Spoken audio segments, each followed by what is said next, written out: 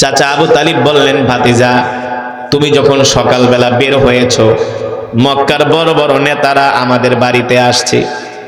আয়েশা বলছে, মক্কার কাফেররা তোমাকে কোরআনের দাওয়াত বন্ধ করে দিতে।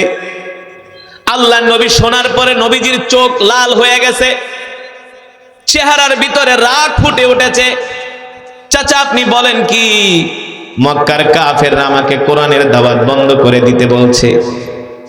আল্লাহর রাসূল রাগ করে যখন এই কথা বললেন, চাচা আবু তালিব বলে, ভাতিজা শোনো, মক্কার কাফেররা তোমাকে 3টা প্রস্তাব দিয়ে গেছে।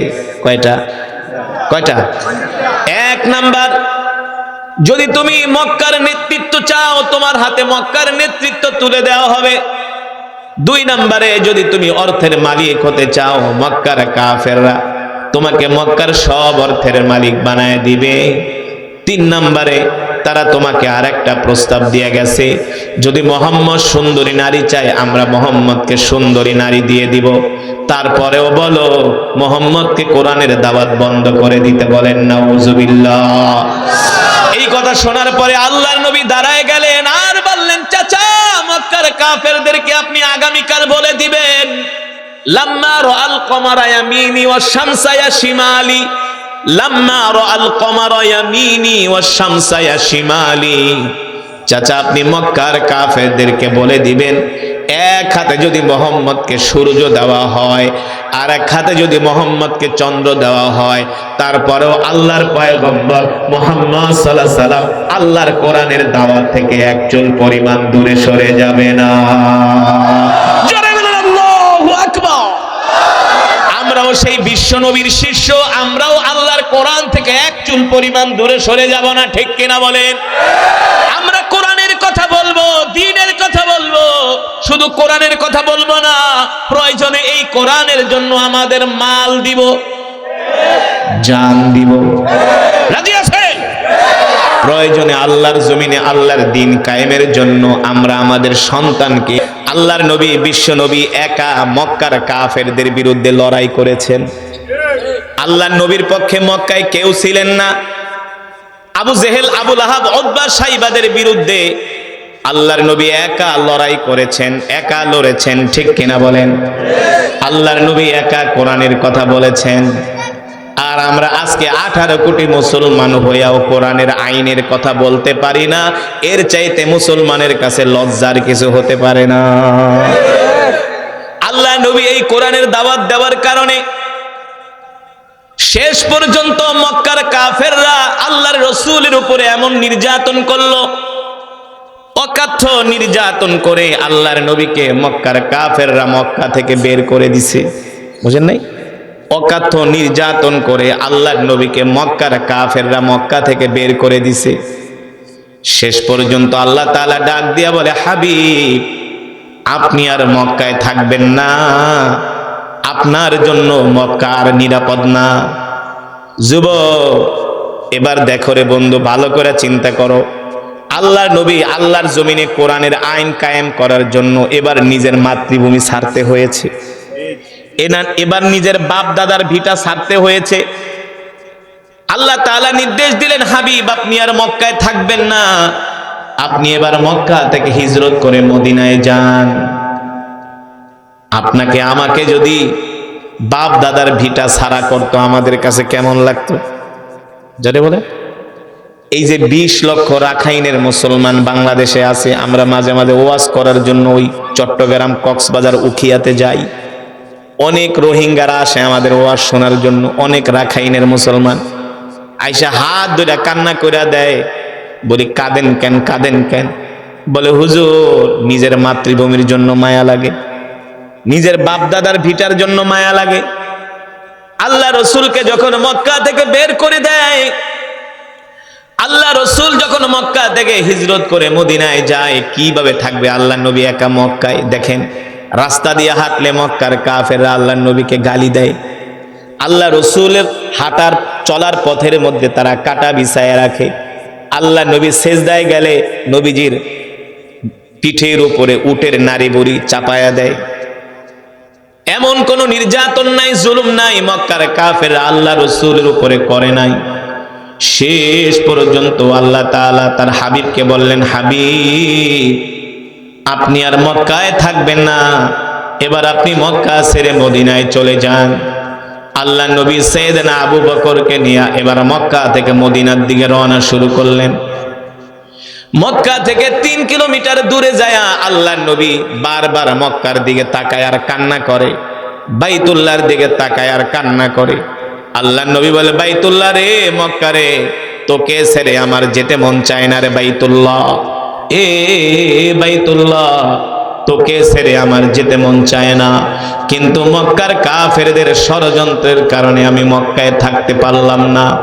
আল্লাহ তাআলা তার হাবিবকে ডাক দিয়ে বলেন, হাবিব ইযা জাআ নাসরুল্লাহি ওয়াল ফাতহ ওয়া রাআইতান নাসা ইয়াদখুলুনা ফি দীনিল্লাহি আফওয়াজা ফাসাব্বিহ বিহামদি রাব্বিকা ওয়াস্তাগফির ইন্নাহু কানা তাওয়াবা। নবী গো, আপনি মক্কা থেকে মদিনায় চলে যাচ্ছেন, আমি রব জানি আপনার মন খারাপ, আপনার মক্কা থেকে মদিনায় যেতে মন চায় না, কারণ মক্কা হলো আপনার বাবার দেশ, মক্কা হলো আপনার মায়ের দেশ, মক্কা হলো আপনার জন্মভূমি। নবী গো, আপনি কিছুদিনের জন্য কষ্ট করেন, মক্কা থেকে মদিনায় যান। আপনি আবু বকরকে নিয়ে মক্কা থেকে মদিনায় যেতেছেন, এমন একটা সময় আসবে আমি আল্লাহ আপনাকে এমন সম্মানিত করব যাদের কারণে আপনি মক্কা ছেড়ে চলে যাচ্ছেন, আর কিছুদিন পরে মক্কার ক্ষমতা আমি আপনার হাতে তুলে দিব। আপনাকে যারা অত্যাচার করেছে, জুলুম করেছে, আপনার ভয়ে তারা ঘরের দরজা লাগায়া ঘরের মধ্যে পালায়া থাকবে। আল্লাহ তাআলা তার হাবিবকে মক্কার ক্ষমতা দেন নাই? জোরে বলেন। নবী মক্কার প্রেসিডেন্ট ছিলেন কি ছিলেন না? যেই কাফেররা আল্লাহ নবীকে কষ্ট দিছে, আবু সুফিয়ানের মতো বড় নেতা, সেও ঘরের দরজা লাগায় পালায় রয়েছে, মোহাম্মদ ধরতে পারলে কল্লা উড়াইয়া দিবে, ঠিক কিনা বলেন? আল্লাহ রাসূল এবার মক্কা থেকে মদিনায় যাচ্ছেন, সাথে সাইয়েদনা আবু বকর, কে রাসূলের হিজরতের সাথী। সাইয়েদনা আবু বকর বলেন, আমি আল্লাহ রাসূলের হিজরতের সাথী, আমরা মক্কা থেকে হিজরতে যাচ্ছি মদিনার দিকে। 1 দিন 2 দিন 3 দিন 4 দিন 5 দিন সফর করতে করতে আমরা ক্লান্ত হয়ে গেলাম। আমি আল্লাহ রাসূলের হাত ধরে ধরে আল্লাহর নবীকে নিয়ে যেতেছি। আমি দেখি ওই পথের মধ্যে যত পাথর আছে সব পাথরগুলো দেখা আল্লাহর নবীকে চিনতেছে আর আল্লাহ রাসূলকে সালাম দেয়, আসসালামু আলাইকা ইয়া রাসূলুল্লাহ। পাথরগুলো আল্লাহর নবীকে সালাম দেয়। সাইয়েদনা আবু বকর বলে, শুধু পাথরগুলো আল্লাহর নবীকে সালাম দেয় না, আল্লাহর নবী শক্ত পাথরে পাড়া দেয়। আল্লাহর নবীর বরকতি পা লাগার সাথে সাথে শক্ত পাথর তুলার মতো নরম হয়ে যায়। আল্লাহর নবী ডাক দিয়ে বলে, পাথর সালাম দিলা কারণ কি? ও পাথর সালাম দিলা কারণ কি? পাথর ডাক দিয়া বলে, ওগো আল্লাহর নবী, আপনি কি মনে করছেন আমরা আপনাকে চিনি নাই? আপনি শুধু মানুষের নবী না, আপনি আমাদেরও নবী। শক্ত পাথরে পাড়া দিলে আপনার কষ্ট হবে, এই কারণে আমরা পাথর আপনার জন্য নরম হয়ে গেছি। জোরে বলেন সুবহানাল্লাহ। যেই নবীর এত দাম, ওই নবী কোরআনের জন্য কত কষ্ট করছে, আর তুমি আমি মুসলমানের সন্তান হইয়া সেই কোরআন পড়তে জানি না, কোরআনের তেলাওয়াত করি না, কোরআনের বয়ান শুনতে আসি না, ঘরের ভিতরে কোরআনের তেলাওয়াত নাই, শুধু হিন্দি গান আর বাংলা সিনেমা। ঠিক কিনা বলে? আল্লাহ ছাড়বে না। আল্লাহ ছেড়ে দেয় মাগার ছাড় দেয়, মাগার ছেড়ে দেয় না। এত শোনা না, ওয়াজ না শুনা দোকানে বসে বাদাম টিপবা, বাদাম খাইবা, চা খাইবা, খাও জনমের খাওয়া। আল্লাহ হাসরের ময়দানে ধরবো যে আমার কোরআন শুনতে যাস নাই, মসজিদে নামাজ পড়তে যাস নাই। ঠিক কিনা বলে? আজকে আমি আল্লাহ তোদেরকে ছাড়বো না, কড়ায় গন্ডায় হিসাব নিয়ে দেখায় দিব। এবার সাইয়েদনা আবু বকর বলে, আল্লাহ নবীকে শুধু পাথরেই সালাম দেয় না, রাস্তার গাছগুলো দেখে আল্লাহ নবীকে সালাম দেয়। আল্লাহ রাসূল জিজ্ঞেস করে, গাছ সালাম দিলা কারণ কি?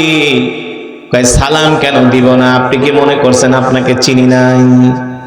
আপনি শুধু মানুষের নবী না, আপনি তো গাছেরও নবী, মাছেরও নবী। শুধু এখানেই শেষ না রে মুসলমান যুবক। ও যুবক, আমরা এমন এক বরকতি নবীর উম্মত। আল্লাহর নবী সফর করতে করতে ক্লান্ত হয়ে গেলেন, ক্ষুধার্ত হয়ে গেলেন। সাইয়েদনা আবু বকরকে বলতেছেন, ইয়া আবা বকর আনা আতশানুন জিদ্দান, আনা জাইউন জিদ্দান। আবু বকর গো, সাথে কোনো খাবার দাবার আছে কিনা?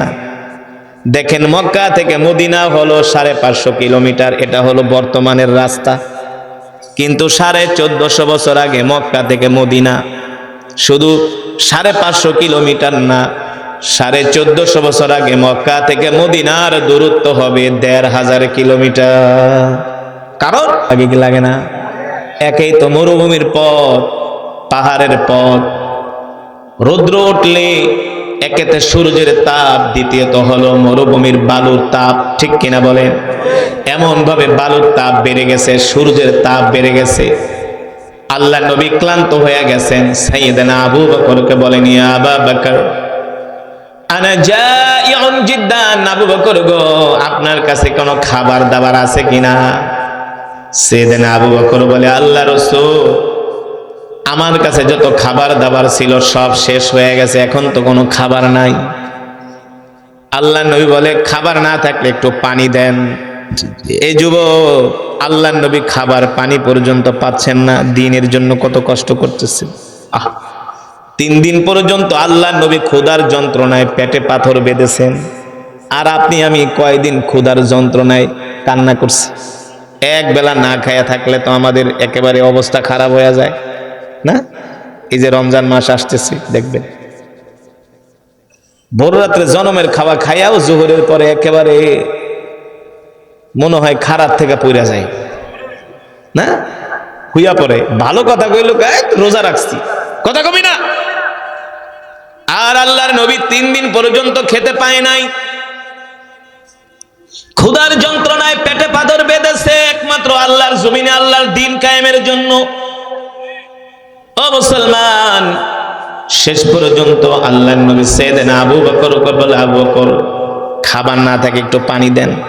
পানিও নাই, খাবারও নাই, পানিও নাই। সাইয়েদনা আবু বকর বলে, আল্লাহ রাসূল আমার কাছে খাবার চাই, খাবার দিতে পারি না, পানি চাই, পানি দিতে পারি না। আবু বকরের কাছে এর চাইতে আর কষ্টের বিষয় হতে পারে না। ঠিক কিনা বলেন? আল্লাহ নবী ডাক দিয়ে বলে, আবু বকর, দেখেন তো মরুভূমির মধ্যে কোনো ঘর বাড়ি দেখা যায় কিনা। সাইয়েদনা আবু বকর বলে, শত শত কিলোমিটার মরুভূমি, এখানে আবার ঘর বাড়ি কোত্থেকে আসবে? ঘর বাড়ি কোথায় পাওয়া যাবে? আবু বকর অবাক হয়ে গেলেন। সাইয়েদনা আবু বকর বলেন, আল্লাহ রাসূলের বরকতি জবান মোবারক দিয়া এই কথা বের হওয়ার সাথে সাথে আমি দেখি মরুভূমির মধ্যে একটা ঘর দেখা যায়। আরো আস্তে কোন সুবহানাল্লাহ। সাইয়েদনা আবু বকর বলেন, দেখি আমি মরুভূমির মধ্যে একটা ঘর দেখা যায়। কি দেখা যায়? ঘর, মরুভূমির মধ্যে ঘর। সাইয়েদনা আবু বকর বলে, ও আল্লাহর নবী, ওই যে মরুভূমির মধ্যে একটা ঘর দেখা যায়। আল্লাহ রাসূল বলে, আবু বকর চলে আমরা ওই বাড়িতে যাইয়া বিশ্রাম নিব, তাদের কাছ থেকে আমরা খাবার চাইব, পানি চাইব, মেহমানদারি গ্রহণ করব। সাইয়েদনা আবু বকর বলে, আমি আল্লাহ রাসূলের হাত ধইরা ওই বাড়ির দিকে হেঁটে হেঁটে যাচ্ছি। ওই বাড়ির দিকে যেতে যেতে যখন আমরা ঘরের দরজার সামনে পৌঁছালাম, দেখি মরুভূমির মধ্যে একটা ভাঙ্গা ঘর দেখা যায়, ভিতর থেকে দরজা লাগানো, ভিতর থেকে। আল্লাহ রাসূল বলে, আবু বকর যান যান, ঘরের দরজায় নক করেন। সাইয়েদনা আবু বকর বলে, ইফতাহিল বাব, কে আসো, ঘরের দরজা খোলো।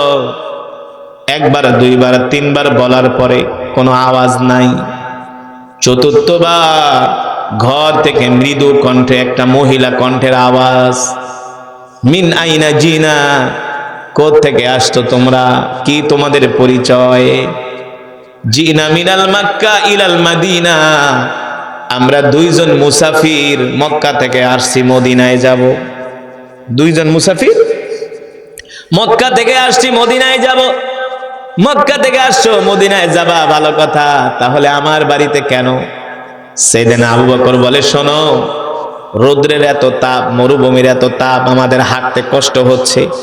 যখন সূর্যটা একটু হালকা হবে, রৌদ্রের তাপ যখন একটু কমবে, আমরা আবার যাত্রা শুরু করব। তবে এই ফাঁকে আমরা তোমার বাড়িতে আসছি তোমার মেহমান হইয়া, যদি তোমার ঘরে কোনো খাবার থাকে আমাদেরকে একটু খাবার দাও। মহিলা বলে, নাহনু ফাকিরুন জিদ্দান, আমরা গরিব মানুষ বাবা, কই থেকে খাওয়ান দিব? ঘরের অবস্থাই তো দেখো, ঘর নাই, দরজা নাই, জানলা নাই, মাটির ঘর। আমরা গরিব মানুষ, আমাদের ভাঙ্গা কুঠুরি দেখেই বুঝতে পারছো আমাদের ঘরে খাবার নাই। সাইয়েদনা আবু বকর বলে, যদি ঘরে খাবার না থাকে তাহলে একটু পানি দাও। বলে, আমাদের ঘরে পানিও নাই। সাইয়েদনা আবু বকর বলে, একটা কথা, খাওয়াও নাই, পানিও নাই। এবার মহিলা বলে, পথিক, হয়তোবা তোমরা আমাদের পরিচয় জানো না, আমরা একেবারে একটা দরিদ্র ফ্যামিলি। আমার স্বামীর নাম হলো আবু মাবাদ, আমার নাম হলো উম্মে মাবাদ। আমরা এত গরিব, আমরা ছাগল চড়াই, বকরি চড়াই, সেখান থেকে দুধ দয়া আমরা পান করি, আর গাছ থেকে খেজুর টেজুর খাই। আর বছরে কোথাও খাবার আসলে কোথা থেকে আমরা সেটা খাই, এছাড়া আমাদের ঘরে কোনো খাবার নাই, একেবারে গরিব। আমার স্বামী বকরি চড়ানোর জন্য মাঠে গেছে, সন্ধ্যার সময় আসবে, আইসা বকরির থেকে দুধ দোয়াবে, সেই দুধ আমরা পান করব, এছাড়া আমাদের ঘরে কোনো খাবার নাই। এবার আল্লাহর নবী উম্মে মাবাদের কথা শুনে দেখেন, উম্মে মাবাদের ঘরের সামনে একটা বকরি বাঁধা আছে। কি বাঁধা? বকরি বোঝেন তো, যেই বকরিতে দুধ দেয়, কি দেয়? দুধওয়ালা। আল্লাহ রাসূল বলে, আবু বকর, উম্মে মাবাদের ঘরের সামনে একটা বকরি বাঁধা আছে, আপনি উম্মে মাবাদ থেকে অনুমতি নেন। এই বকরি থেকে যদি অনুমতি দেয়, আমরা দুইজনে একটু দুধ দোয়ায়া দুইজনে পান করে তৃষ্ণাটা নিবারণ করি। সাইয়েদনা আবু বকর বলে, ভালো কথা বলছেন। এ উম্মে মাবাদ, বুঝলাম তোমার ঘরে খাবার নাই, পানিও নাই, তোমার ঘরের সামনে একটা বকরি বাঁধা আছে, তুমি যদি অনুমতি দাও, এই বকরি থেকে আমরা দুধ দোয়ায়া দুইজনে পান করব। উম্মে মাবাদ বলে, শোনো পথিক, বকরি থেকে দুধ দোয়া খাইবা, ভালো কথা, কিন্তু বকরি যেটা বান্দা, এটা হলো একটা অসুস্থ বকরি। কি বকরি? প্রতিবন্ধী, হাঁটতে পারে না, চলতে পারে না, দুধ দিবে কোত্থেকে? এত অসুস্থ, দুধ দেয় না, বাচ্চা দেয় না, হাঁটতে পারে না। এই কারণে আমরা ওকে খাবার খাওয়ানোর জন্য মাঠেও নিয়ে যাই না, ঘাস খাওয়ানোর জন্য বাড়িতে বেঁধে রাখি। এই কথা শোনার পরে আল্লাহ রাসূল মুস্কি হাসি দিয়া বলে, আবু বকর, আপনি শুধু উম্মে মাবাদ থেকে অনুমতি আনেন, এই বকরি থেকে দুধ দোয়ানোর দায়িত্ব আমার। আর আস্তে কান সুবহানাল্লাহ। আপনারা তো কোনোদিন অসুস্থ বকরি থেকে দুধ দোয়াইছেন? হ্যাঁ, প্রতিবন্ধী বকরি, মিয়া, হাঁটেই না, চলেই না, বাচ্চা দেয় না, আবার দুধ দিবে কোত্থেকে? উম্মে মাবাদ বলে, পথিক শোনো, তোমরা যে বকরি থেকে দুধ দোয়াইতে চাইতেছো, এই বকরি একটা অসুস্থ বকরি, দুধ দেয় না। উম্মে মাবাদকে তুমি শুধু অনুমতি দাও, দুধ দোয়ানোর দায়িত্ব আমার। অনুমতি দেয় না। আল্লাহ রাসূলকে পারলে শুধু অনুমতিটা আনে, দুধ কেমনে দোয়াইতে হয় আমি দেখাই দিব। সুবহানাল্লাহ বলে। কারণ আল্লাহ রাসূল তো হলেন রাহমাতুল লিল, যেই রাসূলের কথা আল্লাহ কোরআনে বলেছেন, ওয়ামা আরসালনাকা ইল্লা রাহমাতাল লিল আলামিন। আল্লাহু আকবার। নবী, আমি আল্লাহ আপনাকে রহমত করে দুনিয়াতে পাঠাইছি, বরকত করে দুনিয়াতে পাঠাইছি। আল্লাহু আকবার। এবার সাইয়েদনা আবু বকর বলে, উম্মে মাবাদ, তুমি শুধু অনুমতি দাও। মহিলা মানুষ, একবার দুইবার অনুমতি, তিনবার চাওয়ার পরে রাগ করছে। কি করছে? আসলে তো রাগ করার কথা, কারণ অসুস্থ বকরি দুধ দেয় না, শুধু শুধু লাভ হবে না। আল্লাহ রাসূল বলে, শুধু অনুমতি আনো। এবার সাইয়েদনা আবু বকর বলে, বোন, তুমি শুধু অনুমতি দাও। এবার মহিলা মানুষ রাগ করে কয়, ঠিক আছে, যাও, পারলে দুধ দোয়ায় খাও। আল্লাহর নবী বলে, আবু বকর, দুধ যে দোয়ায় রাখবো, পাত্র তো লাগবে, কথা বলে না? তাদের কাছে তো আর পাত্র নাই। ও বোন, কিছু মনে করো না, আতিনি দালওয়ান, একটা বালতি টালতে থাকলে কিছু দাও। উম্মে মাবাদ ঘর থেকে একটা ছোট পাত্র দিছে। আল্লাহ নবীকে আবু বকর, এত ছোট পাত্রে হবে না, আরো বড় পাত্র লাগবে। সেদিন আবু বকর বলেন, উম্মে মাবাদ রাগ করো না বোন, এত ছোট পাত্রে হবে না, বড় পাত্র দাও। এবার মহিলা আরো রাগ করছে, ছোট অসুস্থ বকরি, আবার দুধ দেয় না, আবার কে বড় পাত্র। দেখি তো আমার বাড়িতে কে আসছে, কৌতূহল জাগে না? কে এত কথা কয়, যার কণ্ঠের আওয়াজ এত সুন্দর, এত বিনয়ী, এত সুন্দর করে কথা বলে, কে আসছে রে আমার বাড়িতে? এবার উম্মে মাবাদ ঘরের দরজাটা ফাঁকা করে উম্মে মাবাদ বলে, আমি যখন ঘরের উঠানের দিকে তাকাইলাম, যুবক নবী মুহাম্মদ সাল্লাল্লাহু আলাইহি সাল্লামের দিকে আমার নজর পড়ে গেল।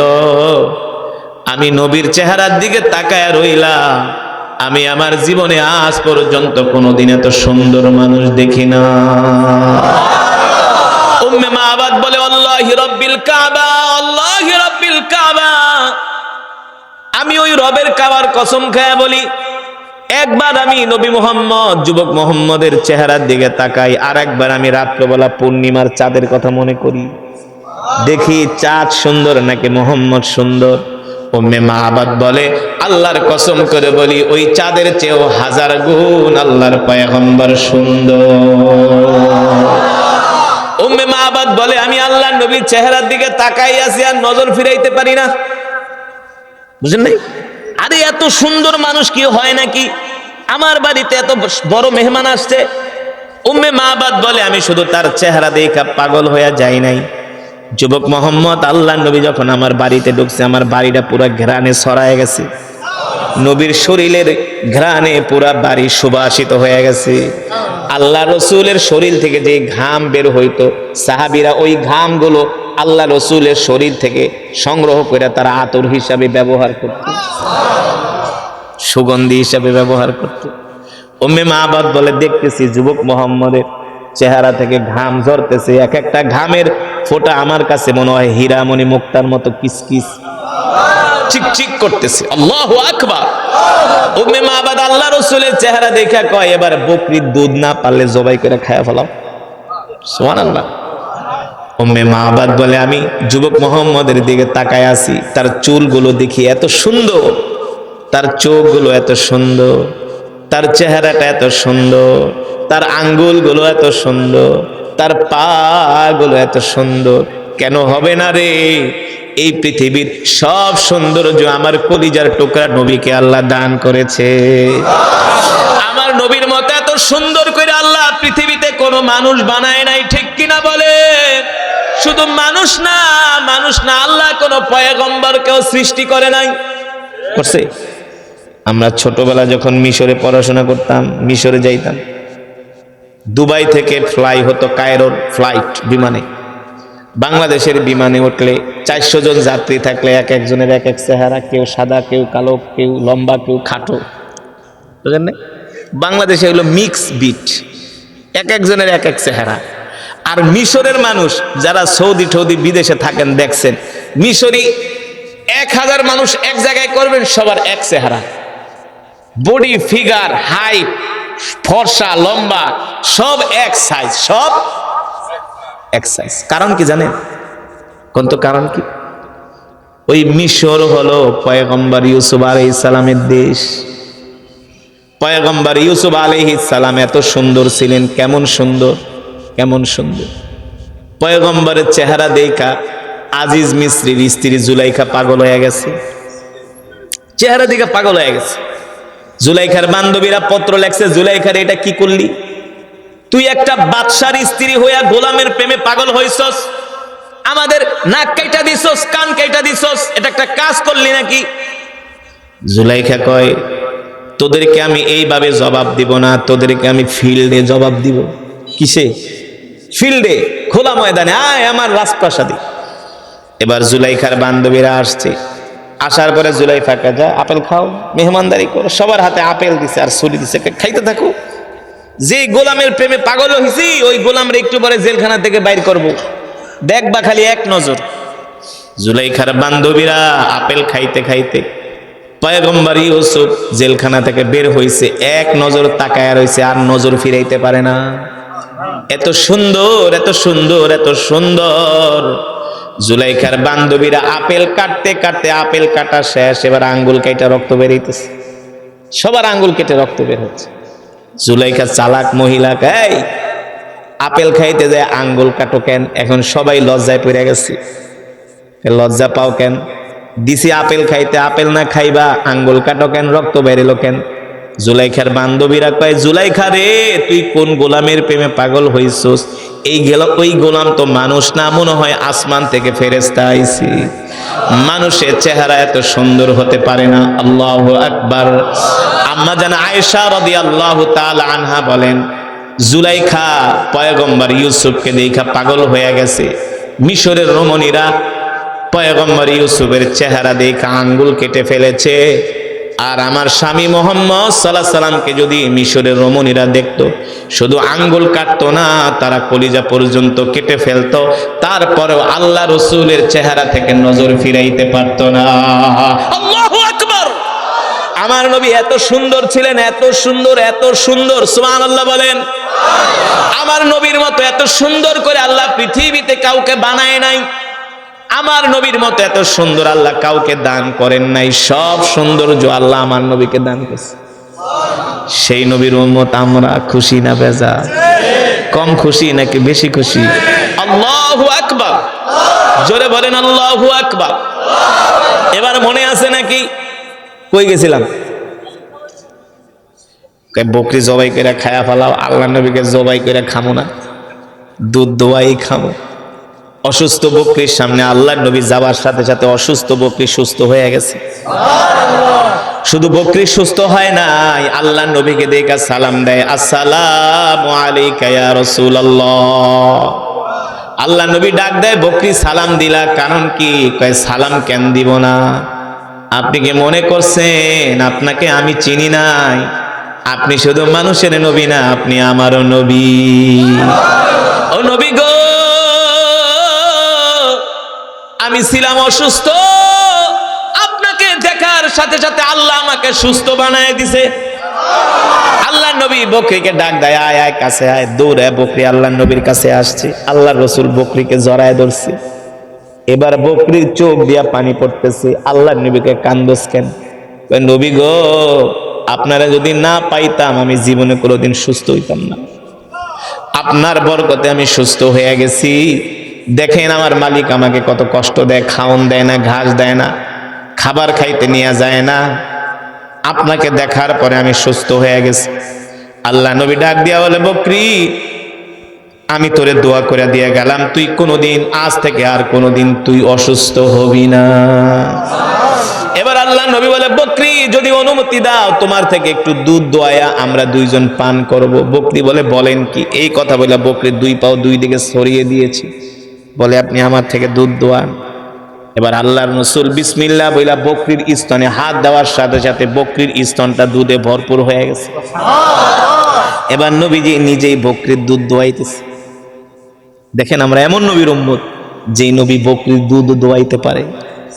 হ্যাঁ, যেই নবী একদিকে ছিলেন ব্যবসায়ী, কথা কেনা কথা কেনা, একদিকে আমার নবী ছিলেন ব্যবসায়ী, আর একদিকে ছিলেন রাষ্ট্রপ্রধান।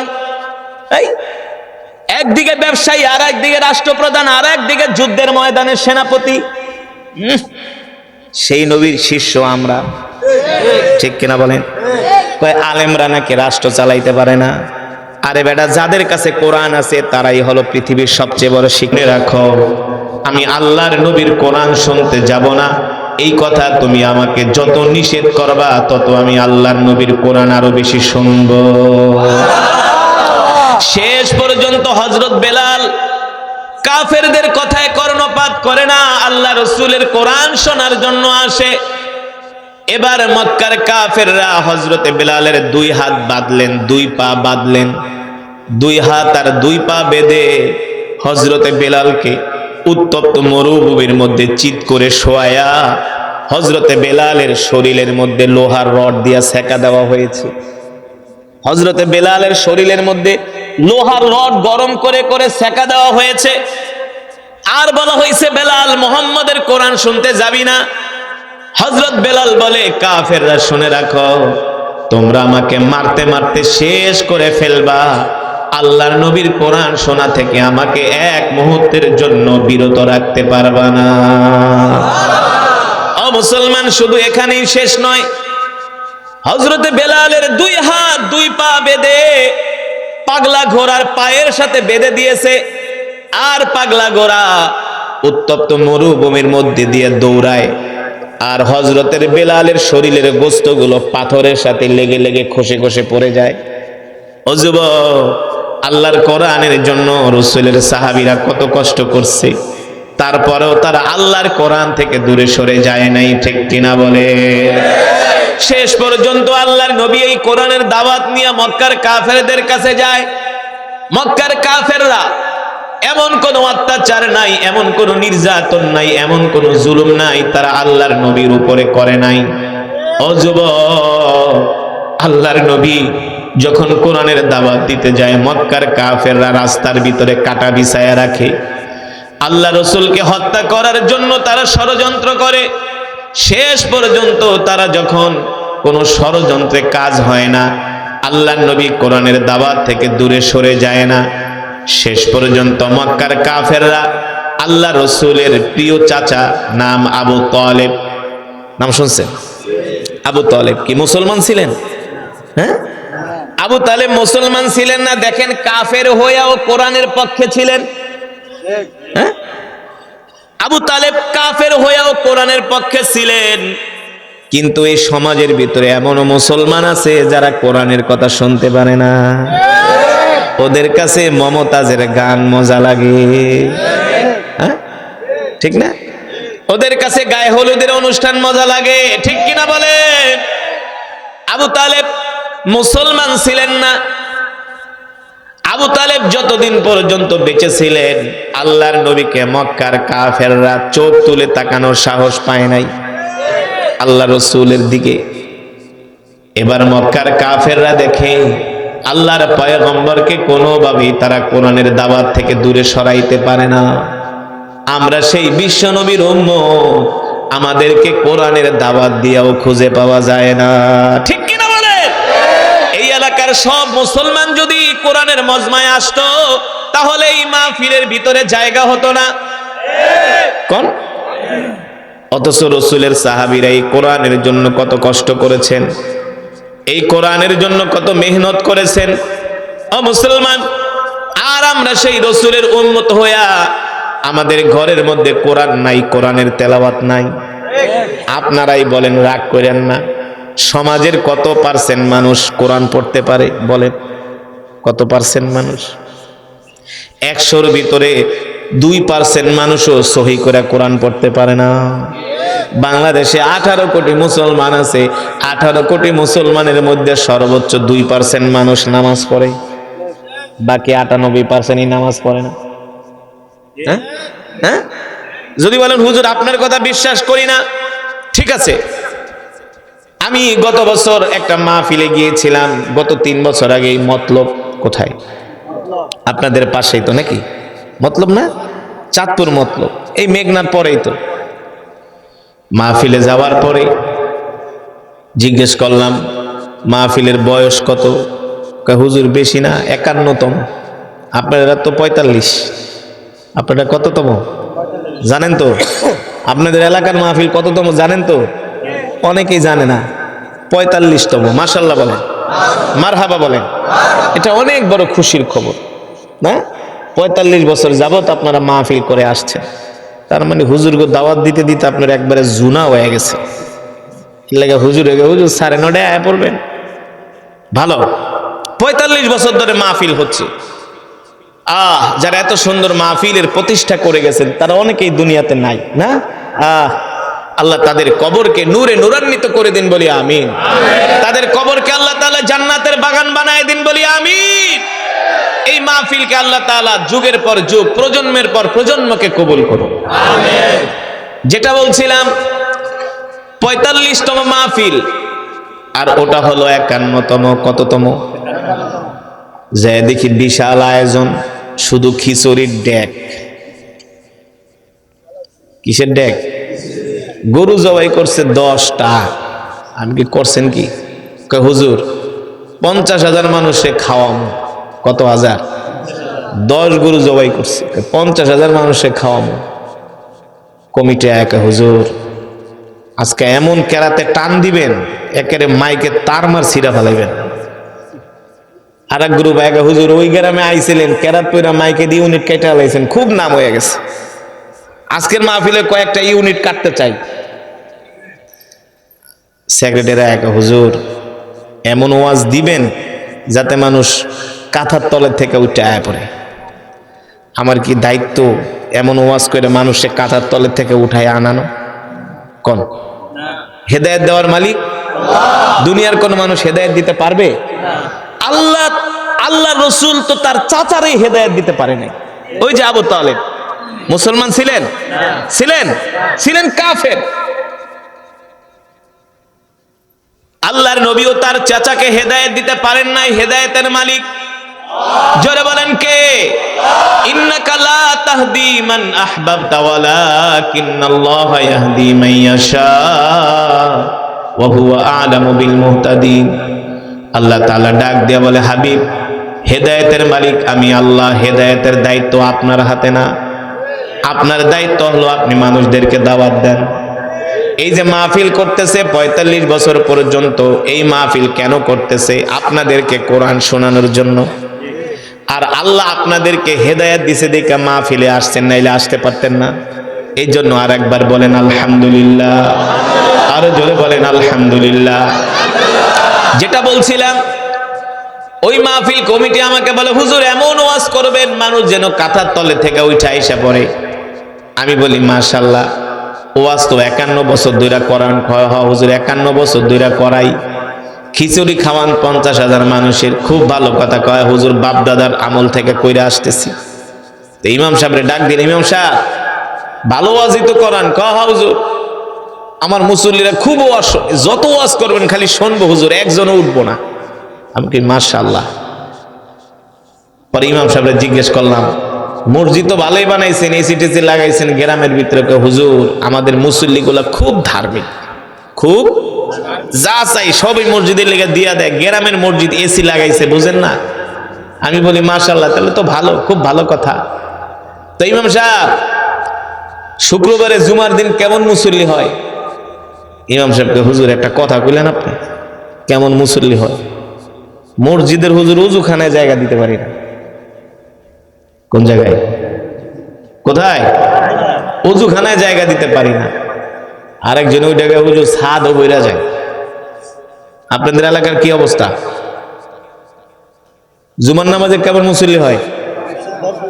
ভরপুর না? নিচতলা দোতলা ছাদও বইরা যায় মাঝে মাঝে, নাকি? ঠিক না? তো জিজ্ঞেস করলাম, জুমার নামাজে খুব মুসল্লি হয়, মাশাআল্লাহ, বেশ ভালো কথা। তো এশারের নামাজে কয়জন হয়? কোন নামাজ? কোন নামাজ? এশারের নামাজে কয়জন হয়? ইমাম সাহেব কথা কয় না। আমি কই ফজরের নামাজ? হুজুর কথা কয়েন না, কথা কয়েন না। কিছে? হুজুর দুঃখের কথা কি কমু, 80 ঘরে খাই। 80 ঘর বোঝেন তো? 80 ঘরে খাই, 8 জন মুসল্লিও এশারের নামাজে ফজরের নামাজে হয় না। এই হলো বর্তমানে বাস্তবতা, ঠিক কিনা বলেন? সমাজের 2% মানুষ মুসলমান ঠিক মতো নামাজ পড়ে না, ঠিক কিনা বলেন? ও মুসলমান, অথচ আল্লাহর নবী, বিশ্ব নবী রাহমাতুল লিল আলামিনকে আল্লাহ তাআলা কোরআন দিয়া পাঠাইলেন। মক্কার কাফেররা কোনোভাবেই কোরআনের দাওয়াতকে বন্ধ করতে পারে না। শেষ পর্যন্ত মক্কার কাফেররা চাচা আবু তালেবের কাছে আসলো, এসে বলল, আবু তালেব শোনো, মুহাম্মদকে বলে দিবা আজকের পর থেকে কোরআনের দাওয়াত বন্ধ করে দিতে। আবু লাহাব বলে, আবু তালেব মুহাম্মদ যদি কোরআনের দাওয়াত বন্ধ না করে, আমরা কিন্তু মুহাম্মদকে মক্কা থেকে বের করে দিব। ওলীদ ইবনে মুগিরা উঠা বলে, আবু তালেব, শুধু আমরা মুহাম্মদকে মক্কা থেকে বের করব না, আমরা মুহাম্মদকে জানে শেষ করে দিব। বলেন নাউজুবিল্লাহ।